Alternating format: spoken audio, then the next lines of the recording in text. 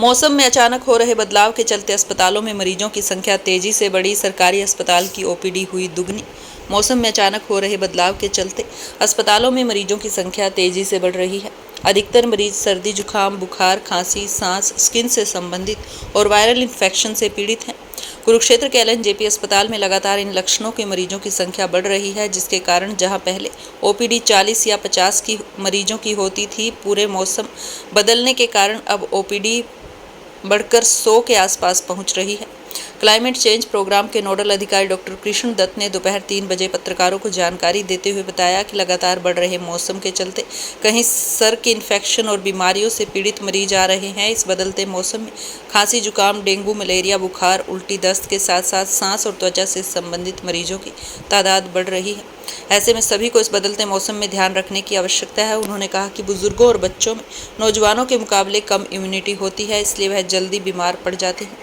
ऐसे में अपने साथ साथ बच्चे और बुजुर्गों का भी ध्यान रखने की ज़रूरत है। उन्होंने कहा कि पानी अगर दूषित है तो उसे उबालकर ठंडा करने के बाद पीना चाहिए।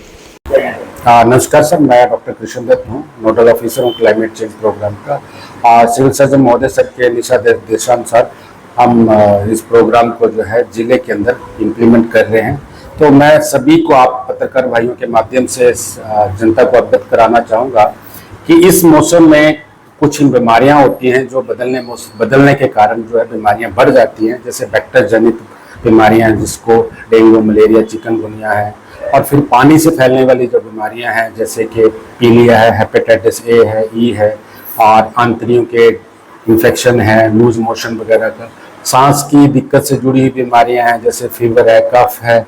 इस तरह की जो आपको बीमारियां हैं वो बदलते मौसम में देखने को मिलेगी। इसके अतिरिक्त आपको स्किन की जो इन्फेक्शन है वो भी बदलते मौसम में देखने को मिलेगा। फंगल इन्फेक्शन है, खारिश की दिक्कत है, तो ये इन लोगों की तादाद जो है मरीजों की इस मौसम में बढ़ जाती है, पहले से कंपैरेटिवली बढ़ जाती है। तो मेरा सभी से गुजारिश है, जनता से गुजारिश है, पब्लिक से गुजारिश है कि अगर हम इन बीमारियों से अपने आप को परहेज रखते हैं तो हम बच सकते हैं। जैसे कि स्किन से जुड़ी हुई बीमारियां हैं, तो स्किन को अगर हाइजीन मेंटेन करके रखते हैं, अपना प्रॉपर हम ह्यूमिडिटी से बच के रहें, स्किन को साफ रखें, तो स्किन इन्फेक्शन, फंगल इन्फेक्शन होने के चांसेस को हम कम कर सकते हैं। उसी तरह सांस से जुड़ी हुई जो दिक्कतें हैं तो उसमें अगर हम प्रॉपर अपनी जो बॉडी है उसकी टेम्परेचर मेंटेन करके रखते हैं, पीने का पानी है या रहने का जगह है उसको प्रॉपर टेम्परेचर मेंटेन है, एकदम चेंजेस नहीं आए, तो हम जो रेस्पिरेटरी इन्फेक्शन है उससे भी जो है बच सकते हैं।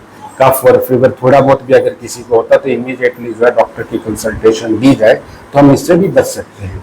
इसके अतिरिक्त हमारे जो देखने को मिलेगा आपको, पानी से जुड़ी हुई जो बीमारियां हैं उससे बचने के लिए हमें जो पानी है आइदर तो हमें उसको बॉईल करके ठंडा करके पिएं, और अगर कंटेमिनेटेड है, अगर पानी साफ सुथरा है तो फिर घबराने की कोई ज़रूरत नहीं है। बट पानी अगर इन्फेक्टेड आ रहा है, कहीं से कोई लीकेज है, तो इमीडिएटली है लोकल हेल्थ अथॉरिटीज़ को इन्फॉर्म करें और उसकी जो लीकेज है वो तुरंत ठीक कराएं, और उसका क्लोरीनेशन जो पानी का है उसको मेंटेन करवाएं, और इस दौरान आप पानी को जो है उबाल करके ठंडा करके पी सकते हैं। तो इस तरह की जो सावधानियां हैं उससे हम अगर बरतें, उपयोग में लाएं, तो अपने आप को, अपने समाज को, अपने परिवार को हम बीमारियों से बचा सकते हैं। तो इन्हीं शब्दों के साथ मैं आप सभी का धन्यवाद करना चाहूँगा। Thank you.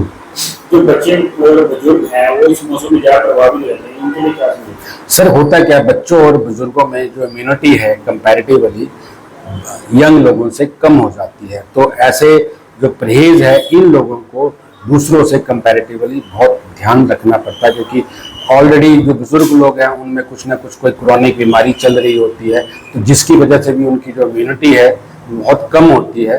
तो ऐसे लोगों को दूसरों से ज़्यादा जो है परहेज और जो प्रिकॉशंस है वो रखनी पड़ती है। आपका शुभ नाम सर? मैं डॉक्टर कृष्ण दत्त सर।